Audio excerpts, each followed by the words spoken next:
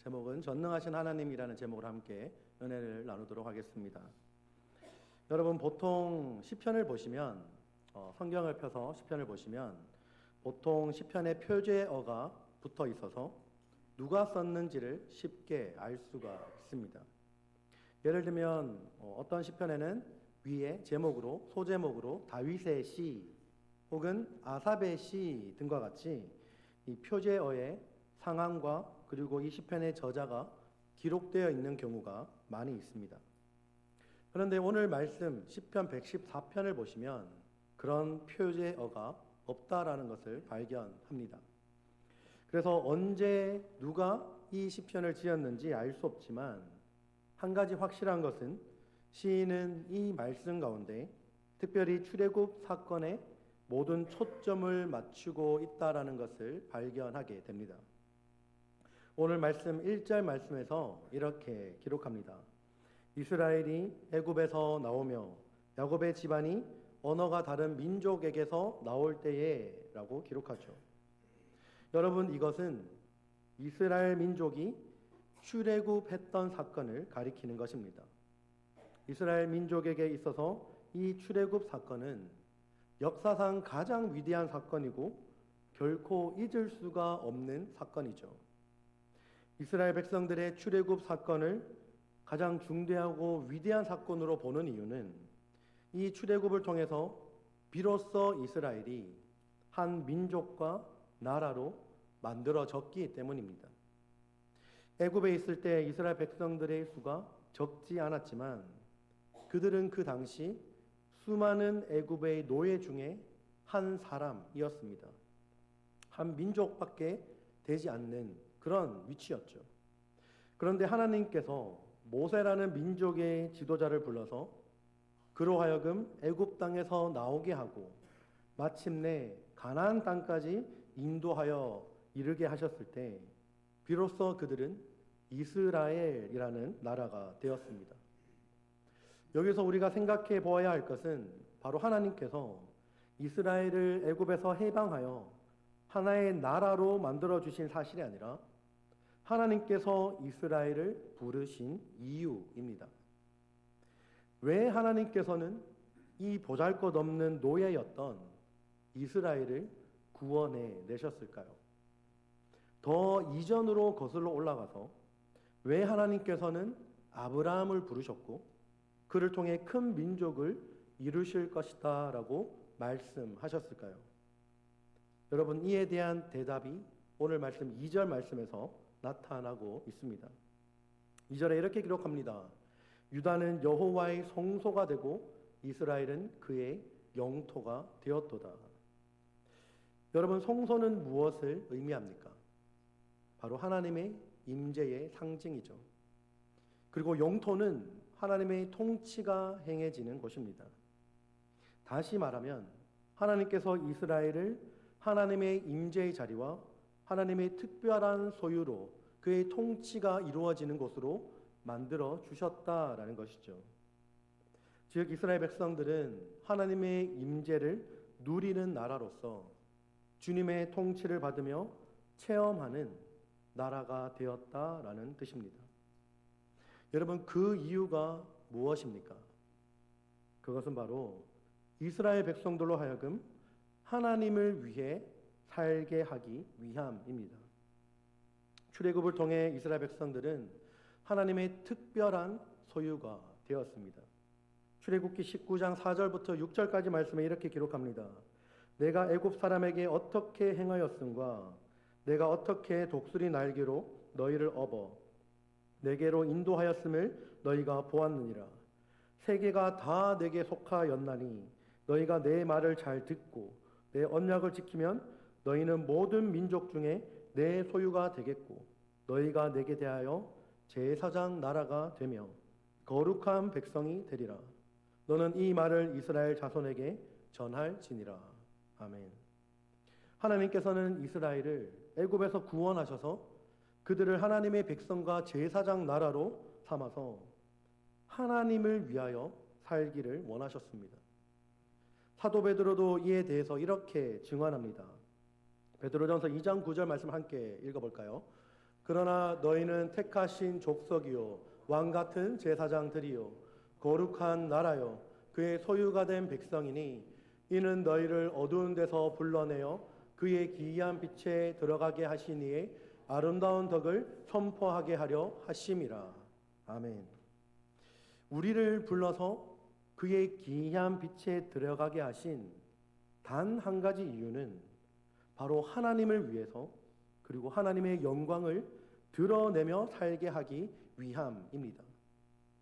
이렇게 그의 소유가 된 백성들을 향한 전능하신 하나님의 손길이 이어지는 3절부터 기록되어 있습니다. 3절과 4절을 보시면 이렇게 기록합니다. 바다가 보고 도망하며 요단은 물러갔으니 산들은 수장들 같이 뛰놀며 작은 산들은 어린 양들 같이 뛰었도다 라고 기록하죠. 그리고 이어지는 5절과 6절에서도 의문문을 사용해서 다시 한번 이 내용을 반복해서 언급하고 있습니다. 여러분, 그만큼이나 이 사건이 이스라엘 백성들에게 강하게 자리 잡고 있음을 시인은 알려주고 있는 것이죠. 바다가 보고 도망을 간다라는 표현을 이 시편의 저자는 쓰고 있습니다. 여러분, 이것은 출애굽 당시에 홍해 사건을 우리 가운데 떠올려 줍니다. 여러분, 오늘날에도 바닷가에 가게 되면 이제 어촌이죠. 어촌에 가게 되면 바다는 두려운 존재입니다. 바다는 어촌에 사는 사람들에게 생계를 유지하게 해주는 일터인 동시에 때로는 급작스럽게 만나게 되는 그 풍랑에 목숨을 잃을 수도 있는 굉장히 위험하고도 두려운 존재입니다. 그래서 여전히 어촌에 가게 되면 미신을 많이 섬기게 되는 것을 봅니다. 바닷가에 이제 놀러 가게 돼서 바다 마을에 이제 근처에 있는 마을을 보게 되면 돌덩이를 이렇게 쌓아서 올린 탑들을 종종 보게 되죠. 그리고 때로는 뭐 산당처럼 이렇게 물을 떠다 놓고 뭐 이렇게 신처럼 모시고 있는 곳을 보게 됩니다.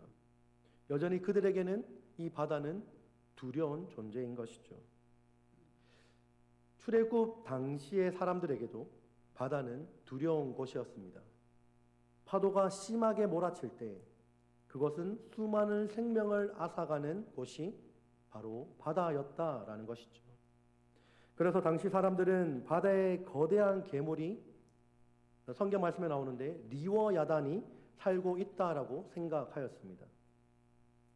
그런데 애굽에서 빠져나와 이 추격자들의 추격을 피해서 앞으로 나아가던 이스라엘 백성들을 막고 서 있는 것은 바로 가장 무섭고 두려운 홍해 바다였습니다.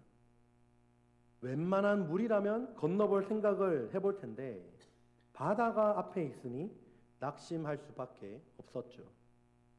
이제 그들에게는 애굽의 전차 부대에 죽임을 당하느냐 아니면 바다에 그대로 빠져서 죽느냐, 자, 이 두 가지 선택만 그들에게 남아 있었습니다.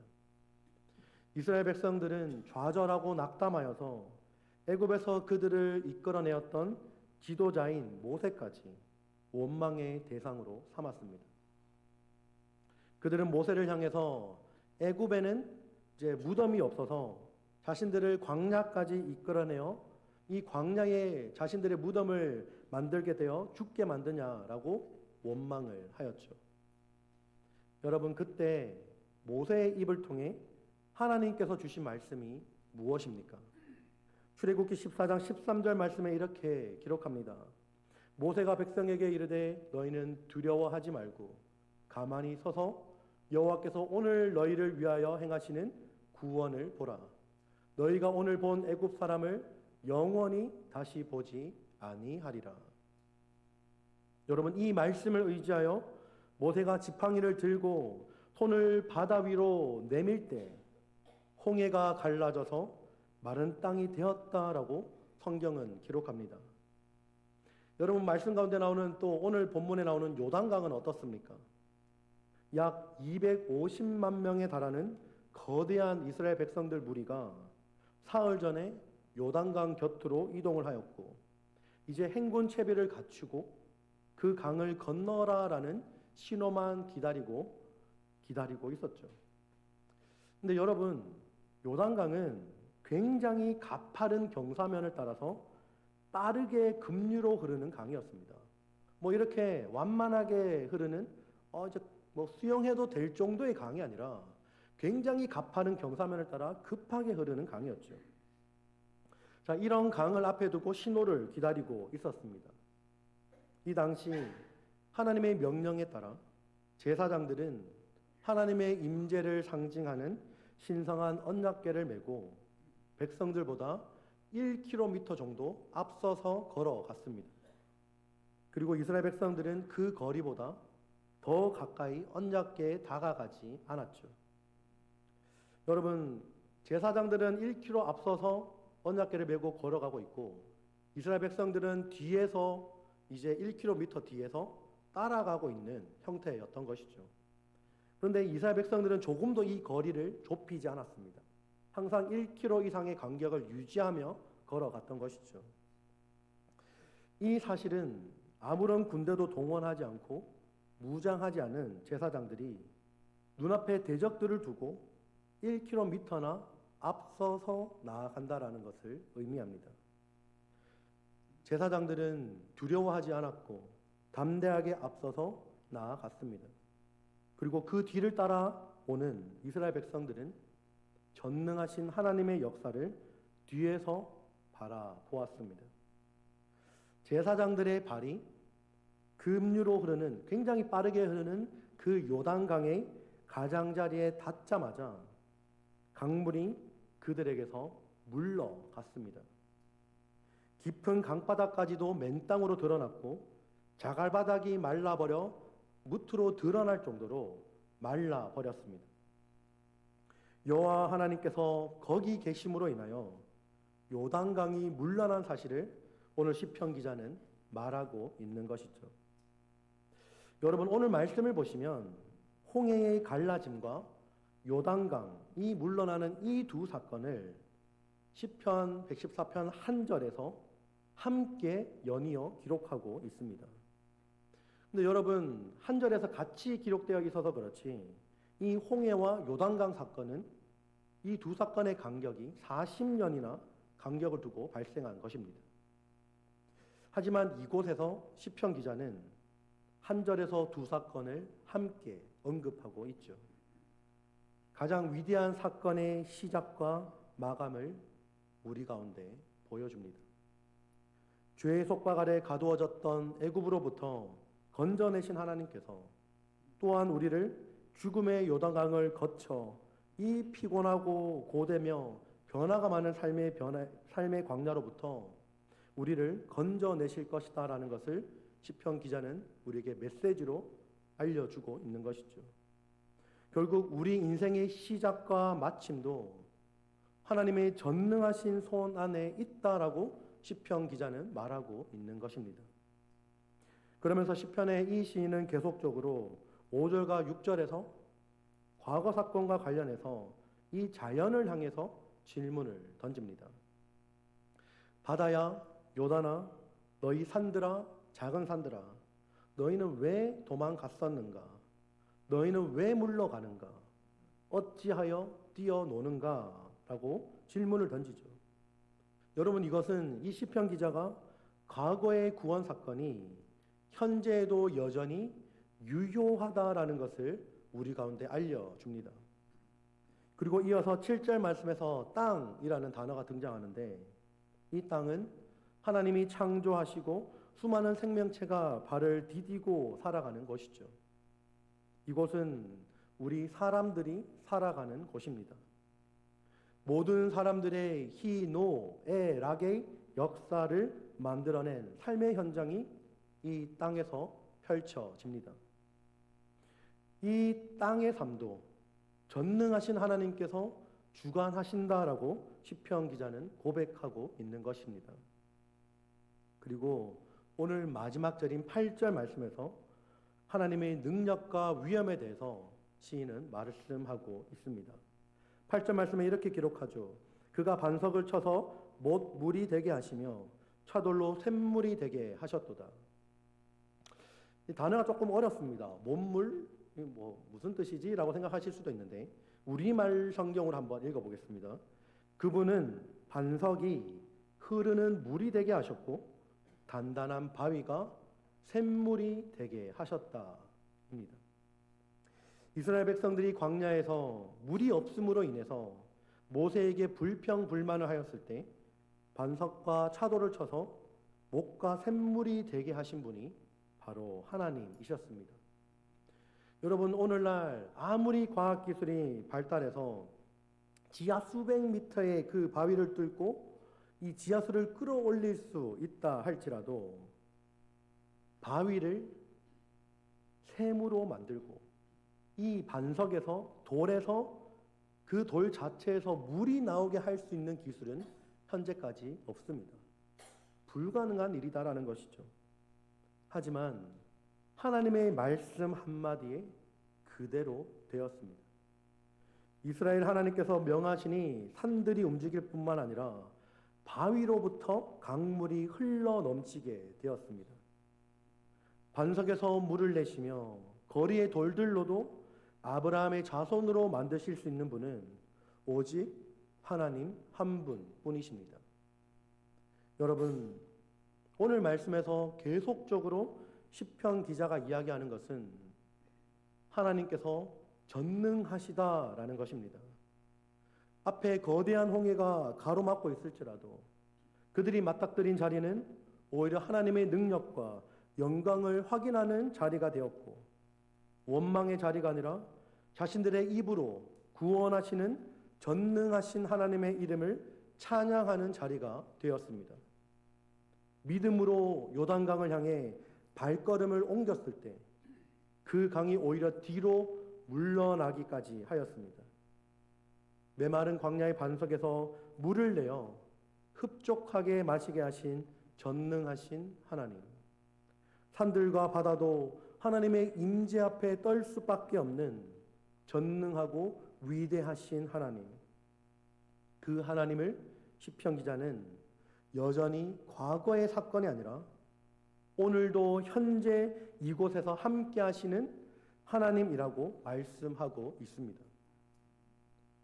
여러분, 이 시점에서 질문을 하나 드리겠습니다. 바둑을 좋아하십니까? 좋아하시는 분이 없으신 것 같은데요. 저도 사실 바둑을 잘 모릅니다. 저는 사실 지금까지 바둑판 위에 바둑알을 올려놓고 알까기만 해봤지 어떻게 하는지 저는 바둑을 해본 적이 없습니다. 근데 이렇게 바둑을 모르는 저도 그리고 아예 바둑을 둬본 적이 없는 사람들에게조차 전 세계적으로 좀 이슈가 되었던 적이 있었습니다. 기억하실지 모르겠지만 바로 2016년도에 열렸던 한국의 이세돌 바둑 구단과 알파고라는 인공지능 컴퓨터가 대결한 사건입니다. 당시에 이 바둑 대결이 굉장히 큰 이슈가 되었고 과연 누가 이기는지가 초유의 관심사가 되었죠. 누가 이겼을까요? 사람이 이겼을까요? 알파고, 인공지능 컴퓨터가 이겼을까요? 네, 알파고가 이겼습니다. 총 5번의 승부 끝에 한 번만 이세돌 구단이 이겼고 나머지 4번은 이 인공지능을 가진 알파고가 이겼습니다. 사실 한 번만 이긴 것도 대단한 거였죠. 그런데 여러분, 바둑에서 이기려면 무엇이 중요할까요? 바둑을 이기려면 무엇이 중요할까요? 그렇죠. 지금 정답이 나온 것 같은데 수입니다. 과연 상대방이 무슨 수를 둘지를 미리 예상하고 그 다음 수를 내가 계산해서 이길 수 있는 판도를 만들어가는 것이 가장 중요합니다. 프로 바둑 기사들은 그러면 과연 몇 수 앞을 내다볼 수 있을까요? 예를 들면 이세돌 9단과 같이 한 9단 정도 되는 정말 프로 바둑 기사들은 과연 몇 수 앞을 내다볼까요? 제가 혹시나 틀릴까 봐 열심히 인터넷으로도 찾아보고 인터뷰도 찾아보았습니다. 대략적으로 말하는 게 최소한 10수 정도, 많게는 몇십 수 앞까지 내다볼 수 있다라고 합니다. 대단한 예측 능력이죠. 본인들이 둘 수 다음에 최소한 10수, 20수, 30수까지도 내다볼 수 있다라는 것입니다. 그런데 여러분, 재밌는 것은 성경 말씀에서도 이 수에 대한 구절이 있습니다. 놀랍지 않으십니까? 한번 찾아보겠습니다. 시편 139편 17절과 18절 말씀 함께 읽겠습니다. 하나님이여, 주의 생각이 내게 어찌 그리 보배로우신지요. 그 수가 어찌 그리 많은지요. 내가 세려고 할지라도 그 수가 모래보다 많도소이다. 내가 깰 때에도 여전히 주와 함께 있나이다. 아멘. 여러분, 뭐라고 말씀하고 있습니까? 하나님의 수가 어찌 그리 많은지요. 그 수가 모래보다 많도소이다 라고 말씀합니다. 여러분, 때로는 우리가 이렇게 고백할지 모릅니다. 하나님, 사방이 다 막혔습니다. 이제 길이 없습니다. 길이 보이지 않습니다. 하나님께 우리가 이렇게 말할 때 하나님께서는 무엇이라고 말씀하실까요? 수가 안 보이지? 한 치 앞도 내다볼 수 없지? 너 망할 것 같지? 아니, 내가 보기엔 아니야. 내가 보기에는 적어도 수천, 수만 가지의 길이 보인단다. 모래보다 많은 수가 나에게는 있어. 라고 하나님께서 우리에게 말씀하시는 것입니다.